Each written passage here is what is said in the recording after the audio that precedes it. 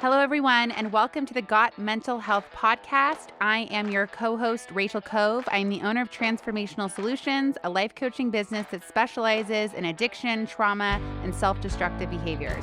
I'm an author, podcast host, group facilitator, speaker, and co-creator of the online 8-week self-development course, The Visions Program. I'm your co-host, Arthur Mogilevsky, a business entrepreneur, dad, animal activist, and owner of AM Healthcare, California's leading dual diagnosis and mental health treatment centers, focusing on comprehensive and immersive treatment experiences with a network of facilities and dedicated professionals committed to providing each and every client the intimacy of care they so richly deserve.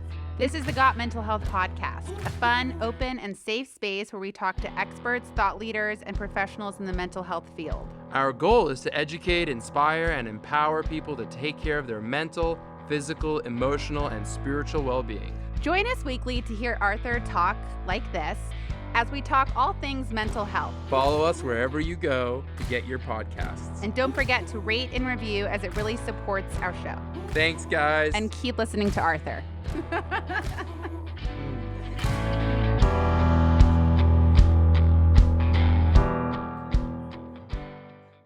Hello, everyone, and welcome back to the Got Mental Health Podcast. I am your host, Rachel Cove, along with my co-host, Arthur Mogilevsky, Rachel. Whatever. It doesn't matter. I'm kidding. Today, I am so excited to interview the wonderful TJ Woodward, who I'm going to give the most incredible opening to. He is a revolutionary recovery expert, best-selling author, inspirational speaker, and addiction treatment specialist who has helped countless people through his simple yet powerful teachings. He's the creator of the Conscious Recovery Method, which is a groundbreaking and effective approach to viewing and treating addiction. TJ is the author of the best-selling books Conscious Being, Awakening to Your True Nature, Conscious Recovery, A Fresh Perspective on Addiction, and Conscious Creation, 5 Steps to Embracing the Life of Your Dreams, as well as the co-author of their accompanying workbooks. Wow. He sounds amazing. He sounds amazing. Who is this guy? Can we have him on our podcast, please? Hello. Well, hello. Well, Yeah, welcome. I'm glad that you stopped by. Yeah, I'm delighted to be in this conversation wherever it's going to take us. Yeah. Well, I feel like we just have to trust the flow. I feel like that is going to be the conversation, That's is right. how do we trust the flow? But I'd like to start off by just wanting to know how you started off in this path of conscious recovery, and what does conscious recovery mean to you? Well, I'm going to tell it this way. I won't give you the long version. I'll give you the medium version. And it's pretty straightforward. Around 18 months to 2 years sober, I wanted to die. And I was in traditional recovery circles. And the narrative at that time, I got sober in 1986. So this is probably 87 or 88. The narrative was, don't worry about anything but not drinking. You're a miracle. Now go help someone. And that had really served me well. It had given me a life that was really actually very happy until it wasn't. And I was so curious.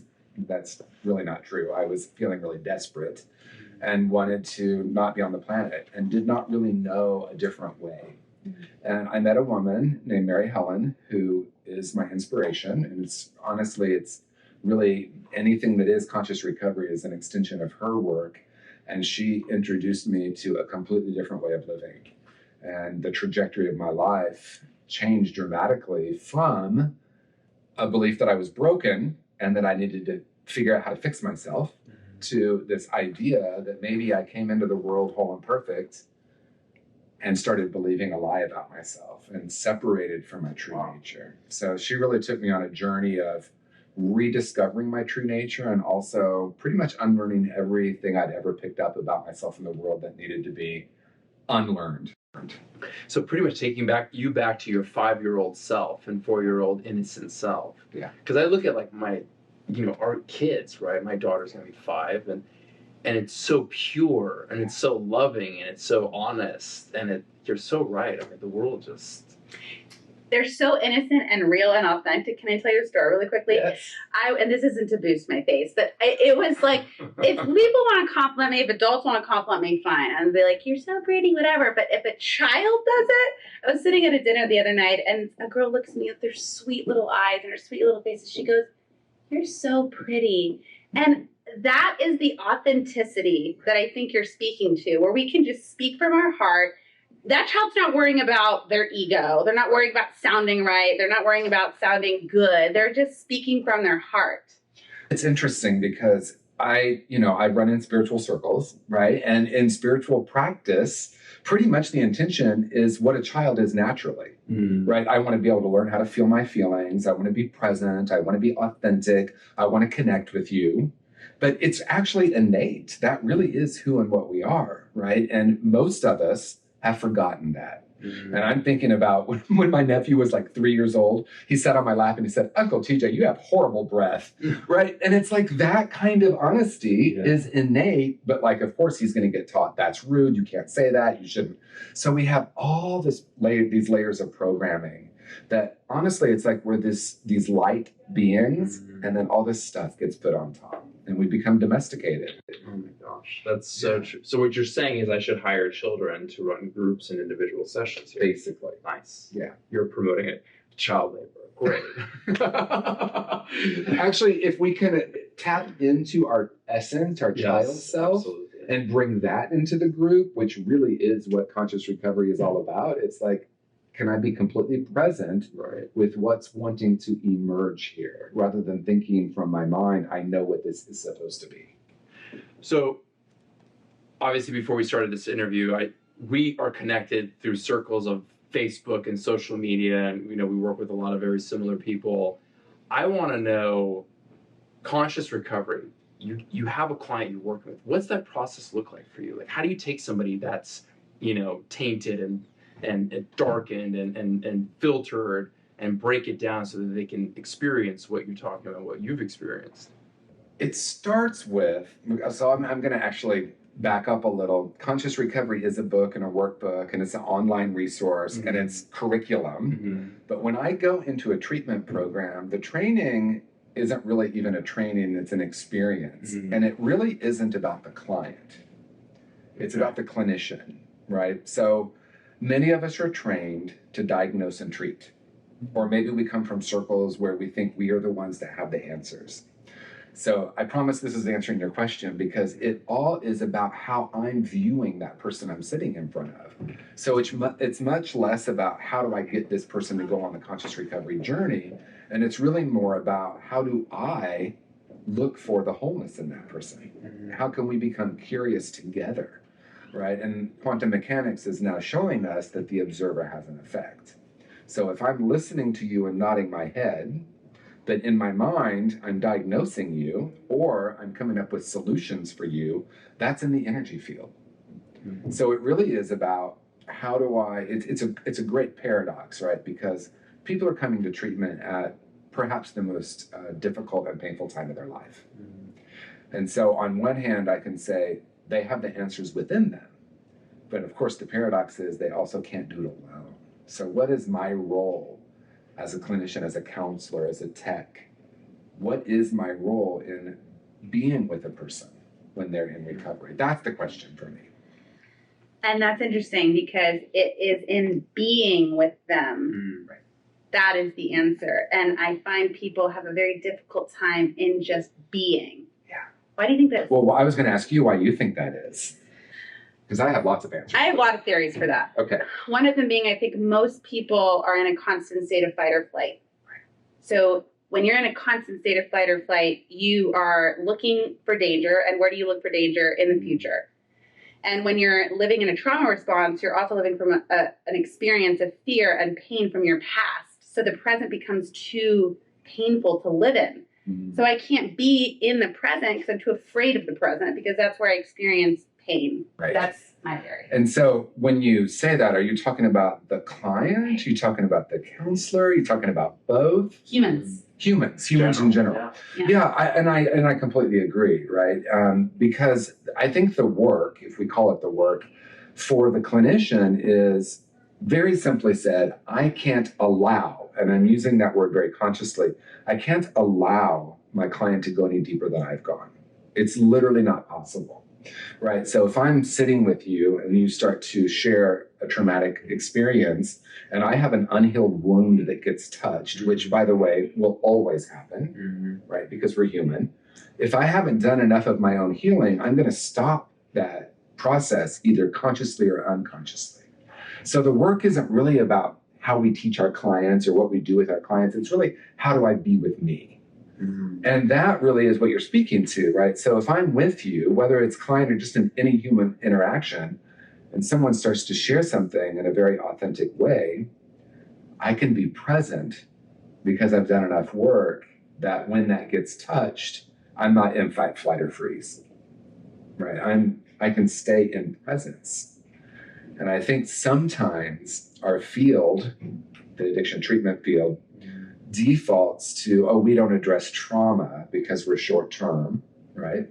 We don't want to open up the box. This will be a little controversial. I hope it's okay. It's Please. totally This okay. is It's the point. Zero filters. Okay, zero filters. So a lot of times in our field, we say, yeah, I don't want to open this person up because then what's going to happen? We're afraid they're going to drink, they're going to commit suicide, they're going to leave treatment. Right. And I understand that. And I'm not saying let's try to pry in and open up our clients.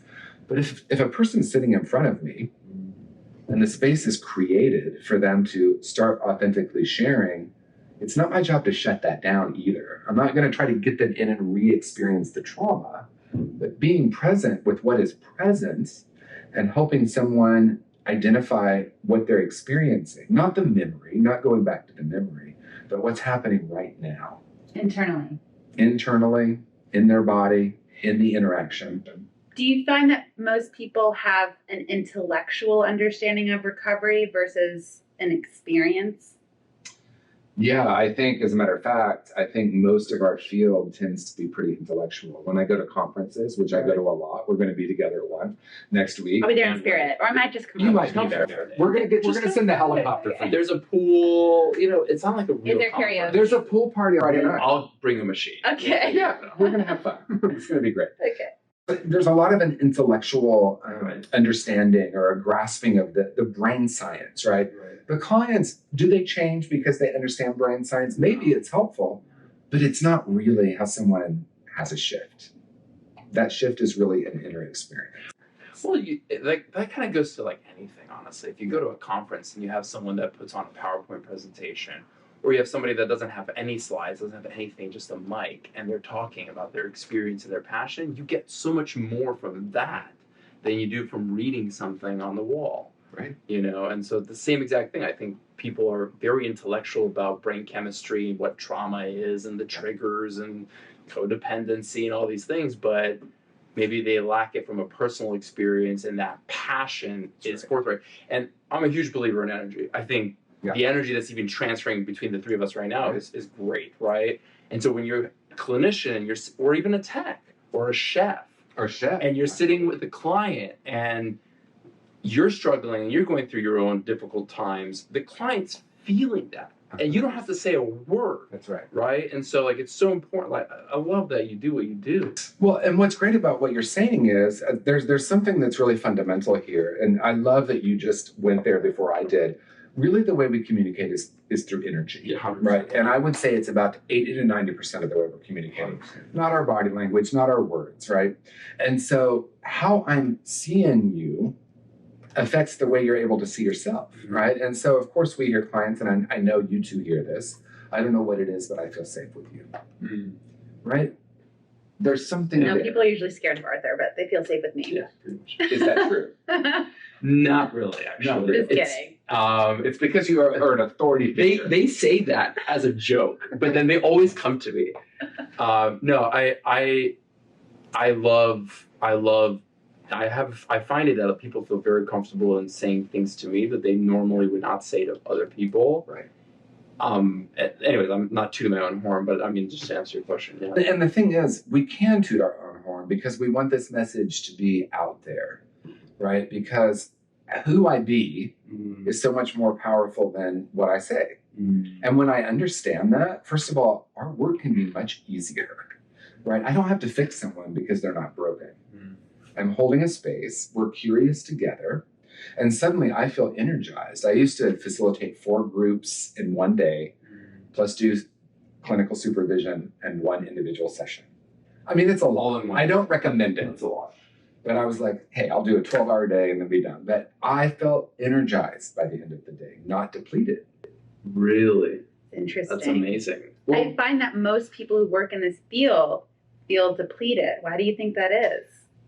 I can only speak for me. I can't speak for them. But for me, when I have felt burnt out, it's because I thought someone needed to do something or get something, or that it was my job to make the group go a certain way, or I wanted them to have a particular breakthrough.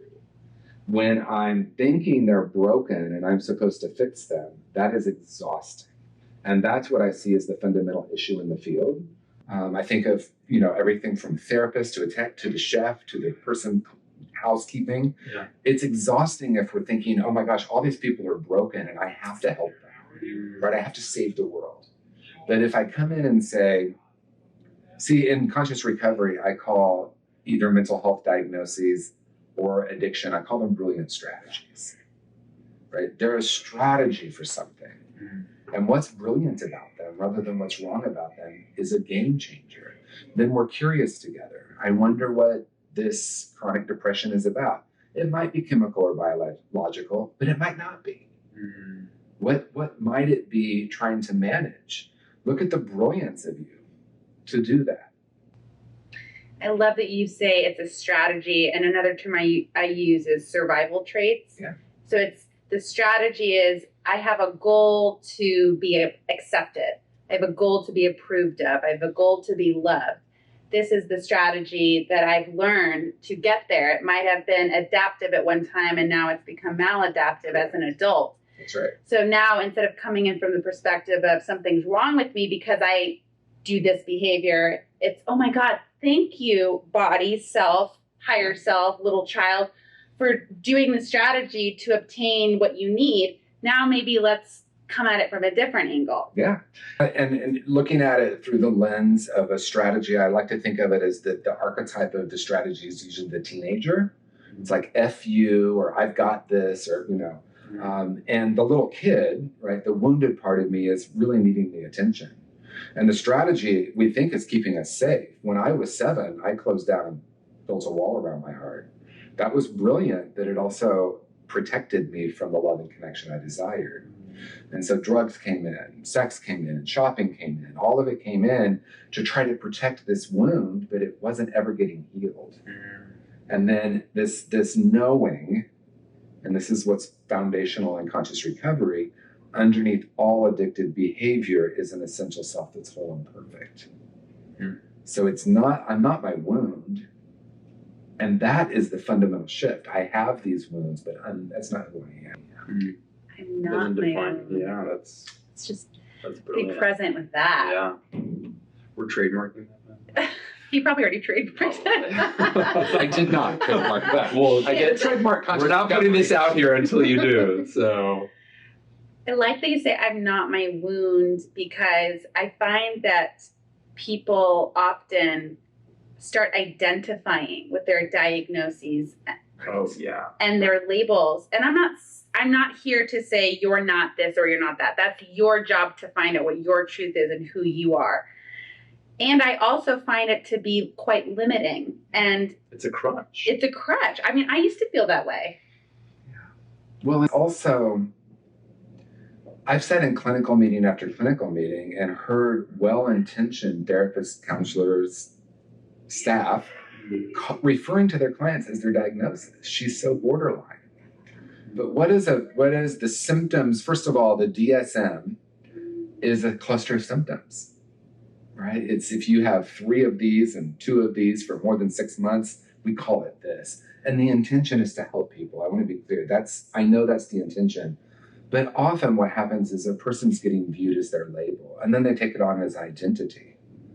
And so what I did trademark is unharmable, #unharmable, right? To help someone realize, regardless of what's happened, regardless of the traumatic events, there is still this place within them that's unharmable. And then we can start to heal the wounds in a different way. We're not that diagnosis. That diagnosis has been a strategy to survive, like you said. What do you tell? So we constantly get clients that have been either undiagnosed or misdiagnosed. Yeah. And the moment let's say the ones who get undiagnosed are diagnosed, they feel happy now because they have definition. Yes. They're like, I am this now. Finally, Finally. I figured it out. That's right. Or someone figured it out. What do you tell to somebody like that? It can be a process, right? Right. So, I mean, in my own story, I remember being 1 week sober and literally sitting on my floor crying, oh, I'm an alcoholic. That's what's wrong with me. Right. And that was a relief for me at the time. But then 2 years into it, 3 years into it, that's not who I am anymore. Right. And I had a different point of view about it. So I think if someone is feeling relief from a diagnosis, I would still introduce the possibility that it's not who they are, it's what they have. I used to do a group, and it sometimes didn't go so well, so I dropped it from the curriculum. But we would brainstorm what I have, who I am, and what I have. Why didn't it go well? Well, because sometimes it was hard for some clients to understand. I remember a young man said, I am athletic. That's who I am. It's not what I have. And he had this identity wrapped around it. And then wisdom from another client said, well, what if you get in a car accident and you can no longer use your legs? Are you still alive? Are you still something? Is there some part of you that is beyond the role that you've played? It just got a little esoteric for some clients, which I loved, but I want to be useful to them, not just my own having fun with it. Of course. Well, I think the beauty of groups is that it gets to challenge one's notion of their, reality. So if it's run properly, we have a facilitator here, Bethany, who does improv. And it's extremely challenging to a lot of the clients. And you have both sides of the spectrum. The clients really love it because they're just like, wow, I've never done this, or they hate it because it challenged them. Yeah. Oh my gosh. I'm just having this flashback to when I worked in treatment. I used to do like the Oprah show, right? So I would have a client come in and be Oprah and then have someone come up in a chair and they would interview them. Oh. So clients would do that with each other. It was very fun. Yeah. They loved it. Some of them. Well, and I mean, Bethany is one of my best friends, so I can honestly say it's one of the most powerful groups because she says that laughter, there's nothing that will bring you into the present moment like laughter. And so we're definitely going to have her on here too. And Can't wait to have her on here. I know. We plug her every single episode. Literally every Bethany. She's the one and only. Yes. But I was curious about something you said earlier, and then it made me think of a question. Do you feel that people seek out identity out of fear of the unknown? It's interesting you say that because this might be overly simplistic, but I think at the root of addiction is a desire to not be present in this moment, right? It's too painful to be present. And part of that is the unknown, right? And so the mind wants predictability. And we see that more pronounced, I think, in clients in early recovery because maybe for myself, I felt so out of control that I tried to control my environment, right? And on the extreme end of that, we call it OCD, which I'm sure I could get that diagnosis because I felt so out of control. So controlling my environment helped me feel safe, but it was limited. And if I look at that as, oh, there's something wrong with OCD, we must get rid of it. Or, wow, what a brilliant strategy. I wonder what that's managing. Right. And so I do agree that this idea of the unknown, which the truth is, it's all unknown. But I think for most humans, that's a lot to grasp. Right. There is actually nothing happening but this. It's a lot to grasp. So we can scary for a lot of people. Yeah, scary. Yeah. Sorry. No, we build our entire structure around predictability, and yet.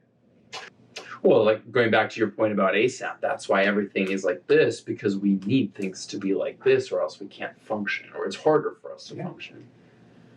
Yeah. So I have a question for you. So, because you mentioned something before where for groups, individuals, crises, all that. And when I left, I was like, I can run 10 miles now. We have this thing, it's like, well, what do you do for self-care? And what does that look like for you? And it's like, we've gotten accustomed to asking people that. Yeah.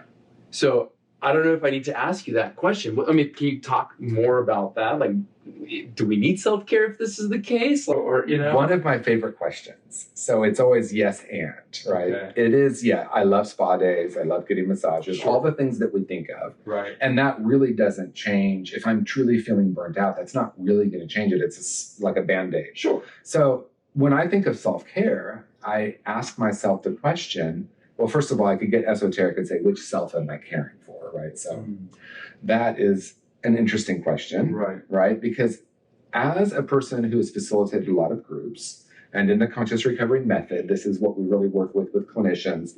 When I am deeply connected with my true nature, there's infinite energy there. Right? Yes. Infinite energy. I love that. And when I just got chills. Yes. Honestly.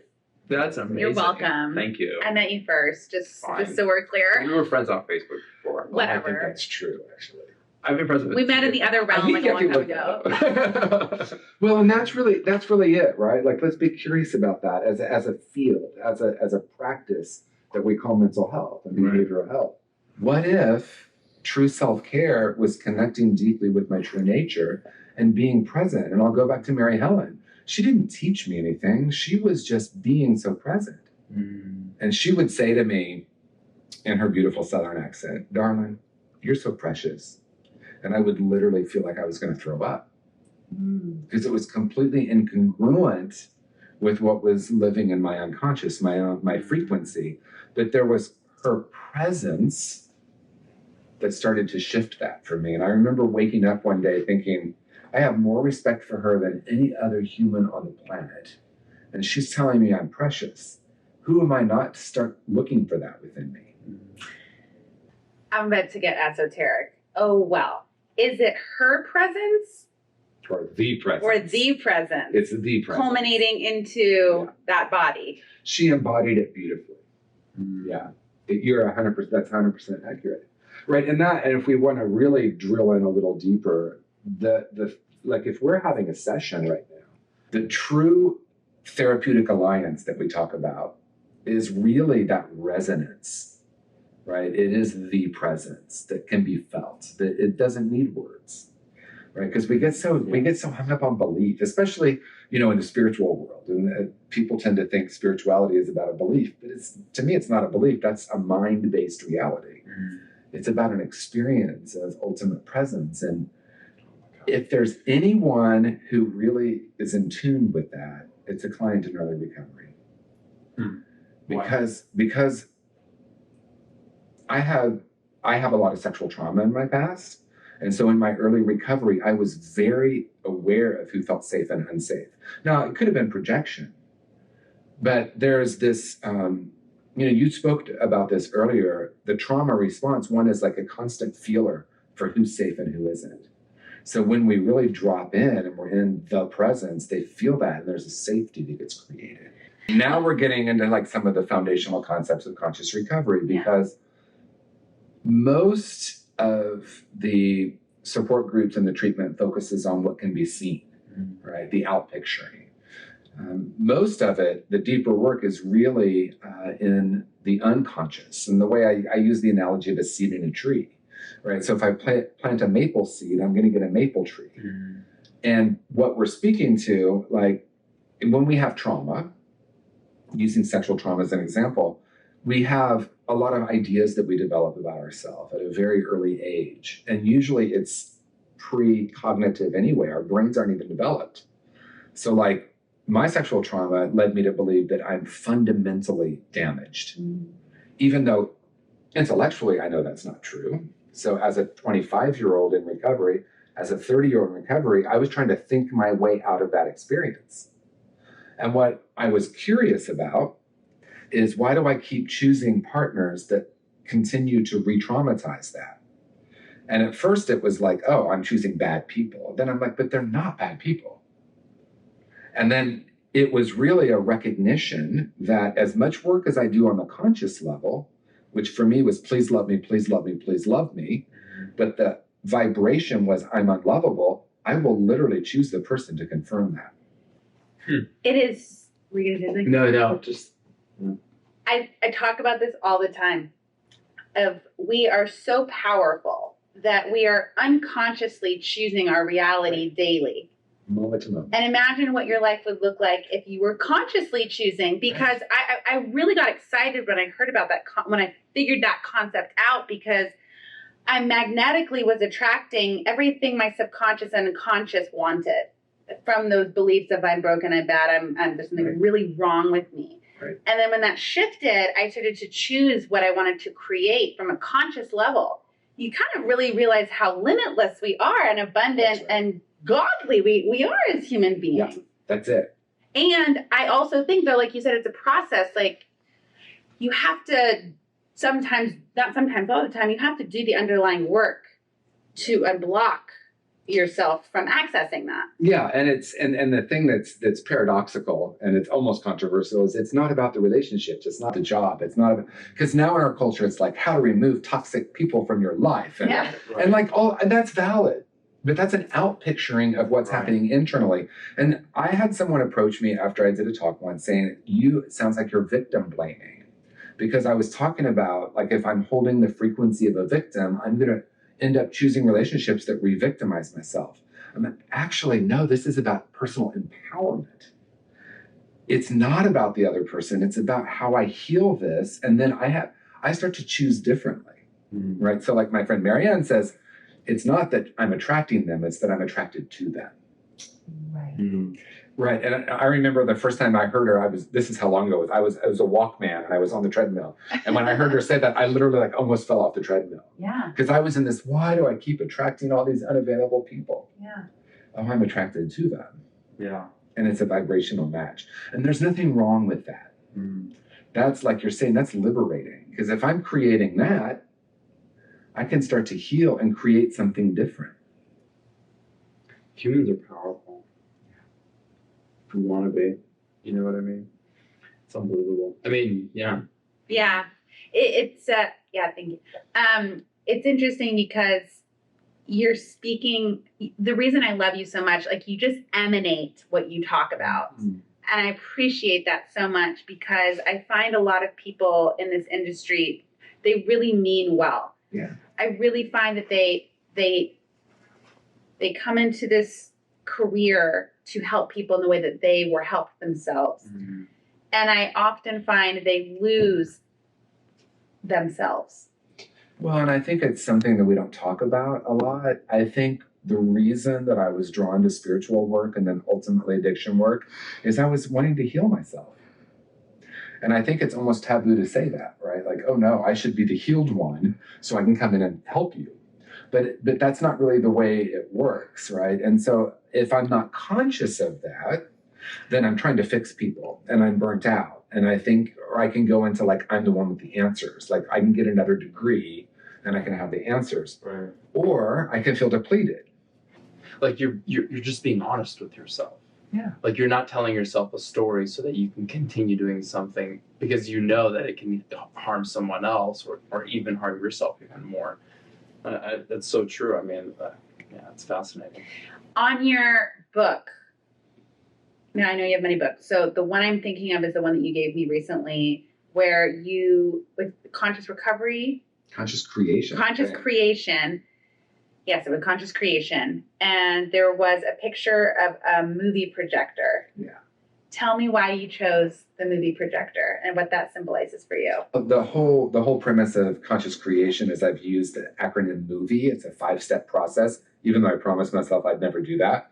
But the idea is that we are holding the projector, right? And I love the way Byron Katie says it. She said, if we have a piece of lint on our lens, we will see it everywhere and we'll think it's happening in the world. But it's really the piece of lint on our screen. And the great news is we can clear that. And a lot of people try to create their life by setting intentions or doing visualization. But if I haven't healed, if I haven't made peace with the past and overcome core false beliefs, which is the M and the O, I'm just going to keep replicating that like we talked about. And, you know, that happens in our field too. People get burnt out, they go to a new treatment program. And then 18 months later, they're burnt out and go to another one. Right. That actually applies to a lot of positions within this industry, especially in the business development world. But that's a whole other topic. Which we could do another show on. Yeah, absolutely. Yeah, I'd love that. What does your future look like? What's the next thing? So it's sitting here talking with you. I mean, that really is how my intention to live now is to be right here. I mean, I could answer that in a lot of different ways. Sure. But right now I'm really aware of like the profound nature of us being together. Being present. Being present. How do you hold on to that? Yeah, great question. Thank you, Arthur. My pleasure, Coach. I think it's a moment-to-moment decision. I think it's, a wise person once said, there are 3 steps: awareness, awareness, and awareness. Mm-hmm. And I love that. I go back to that a lot. Actually, I invited her to speak, my friend Patricia Keel, I invited her to speak, and she said, my talk today is there are 3 steps: awareness, awareness, and awareness. Any questions? That was her entire talk. Really? That's amazing. And it was brilliant because people like asked all these questions, because it's like, I'm aware of my thoughts. I'm aware of how my thoughts want to pull me into the past. Because I think you said this, the future really is the past being played out. So true. It's, in my opinion, it's hypervigilance. Yeah. It's something happened to me. I created an attachment to this outside stimulus. And now my body is constantly seeking out that outside stimulus to really protect me. Right. So I think we do have to take care of ourselves physically, mentally, spiritually, to be present.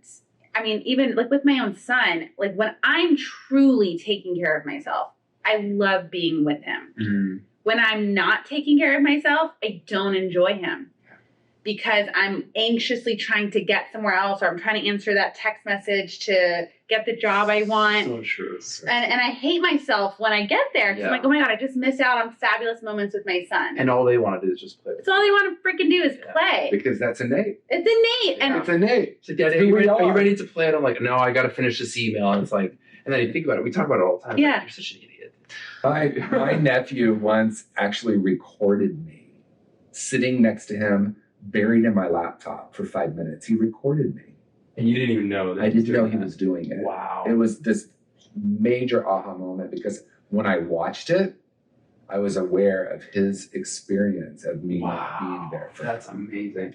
And for those of you who are parents, I applaud you. No one can be present 100% of the time with their kids. No one that I've ever met, Right. right? And think about 5 minutes of presence and how rich that is for them. it is so rich that I often set a timer to focus my attention. And when I set a timer, and it will just be 5 to 10 minutes, the amount that is exchanged within 5 to 10 minutes with my son, I get high on it. Like, it's so fulfilling. And I think that's what we should be giving to clients, right? And it sounds like with conscious recovery, because when I first met you, I did feel like, okay, it's about the clients. It's really not. It's about the clinicians and the facilitators. So you're trying to really go to the top to heal from the top down. Yeah. Yeah. Smart. So let's check in with me to see how that's going in the next Yeah. 6 months to a year. It's very fascinating. Well, listen, you have a future client here. I'll tell you that now. I feel that. Yeah. No, absolutely. I love this. Awesome. This is awesome. Thank you. You're welcome. We typically ask all of our interviewees a final question, and knowing what you know now, if you can go back 15, 20 years, whatever it is, what would you tell TJ Jr. with the knowledge that you have built over these past several years? Wow. I could go back any amount of time. Sure. But the image that popped up was my 7-year-old, because I could even go back earlier. There's a picture of me when I'm 3 that is just so effervescent. And my mom often has said by the time I was 4, she realized I was probably going to be gay. And I say, look at that 3-year-old and what took you so long, right? Because there I was, like in Indiana in 1968, right? Yeah. What I would say to that little child is, you're whole and perfect just the way you are. Like, keep shining, right? Because it wasn't long after that I started to close off and build the walls and start deciding I was stupid and not good enough, and just really go from this to like this, right? I can't wait to get this episode out. I love I want to do this 15 times. Yeah, let's go. No, we're definitely going to get Let's TJ go. back on I'm here. available. Oh my God. TJ, I love you so much. You embody what you say, because I feel your presence in this interview, Yeah. and I am getting 100%. intoxicated by it in a good way. And I think, imagine if we lived in a world like that, where we could feel that exchange and that connection going back and forth, and the flow and that love, that effervescent love that Right. you have. It's incredible. Oh, that's exciting. So I have an invitation for the Okay. three of us. Okay. We are that world, Yeah. right? That world does exist, Right. right? Because we choose to be that. And so more and more of us are choosing that, even though we could point to all the shit that's happening in the world. There's so much beauty in the world. And we can be that. Awareness, awareness, awareness. That's us. Your awareness, awareness, awareness. That's our names. I like I it. love it. Perfect. Who needs anybody else? Oh my we gosh. need Victor. Yeah, we need you guys. We need you guys. Well, thank you so much, TJ. Where can people find you on social media? Instagram is TJ Woodward _. That's the best place to find me. And what's your website? TJWoodward.com. Amazing. And where can people find your books? TJWoodward.com is the best. It's everything. Everything's on there. Courses, books, Beautiful. opportunities. Beautiful. Perfect. Well, I love you. Thank love you you so too. much. Thank And you. thank you for everyone listening to Got Mental Health. Please go to Apple Podcasts, rate, follow, and review. And we look forward to all of your feedback. And thank you for everything that you've been sharing with us. It's been a Great blessing. experience. And we look forward to our episode next week. Thanks.